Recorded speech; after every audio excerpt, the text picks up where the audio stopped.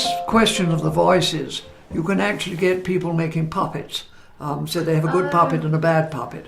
And for example, this one is Mr. Powell and this is Mr. Hands. Mr. Powell is the good guy and Mr. Hands is the bad guy. This is a little boy who used to talk to his mother, and then something went wrong at school and he stopped talking to her and he made these two puppets, Mr. Powell and Mr. Hands. They'd go upstairs and Mr. Powell would be saying, "I'm going to have a bath," and Mr. Hands is saying, "I don't want a bath." So one of them is socially acceptable, what his mother wants, and the other is how he feels. So things get worse at school, and they introduce a behavioural approach. You go and sit on the stool if you're a naughty boy, you know. And he just gets worse and worse and worse. And Mr. Hands takes over, Mr. Powell disappears, so he hasn't then got a positive projection to stand up to his negative feelings. Yes. He will then take himself by the ear and put himself on the stool and scream and hit himself for up to 2 hours.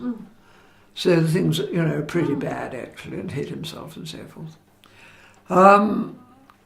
And I said to his mum, we're going to have to try and get him out of this. And I tried talking back Mr. Powell, but it didn't work. So I said, we're going to have then to go into his language, which is, ah! And we're going to have to use that. So I got them to answer him, ah. Now it's answering with empathy, and you've got to mean it. You've got to feel that. It's no good just going through the motions. You have to feel how they feel and tune into it.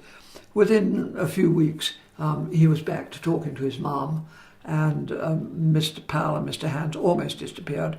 But occasionally he'd say, "Mum, Mr. Hands is bullying me again." And so he's then enlisting her help in order to resist his negative projection. Yes, but it's not ignoring the negative projection. No, absolutely. He just wants help with dealing with it. But he wants her help with dealing. He's not trying to deal with it himself. So there's another story in Send in the Idiots by Cameron Nazir. Cameron Nazir. And he says that a friend of his, they were both on the spectrum. There were several of them on the spectrum. They all gathered and they gathered each other's stories. They wrote in a book called Send in the Idiots. And this one of his companions had actually made wooden puppets, which when things got tough, he would bring out of his pocket.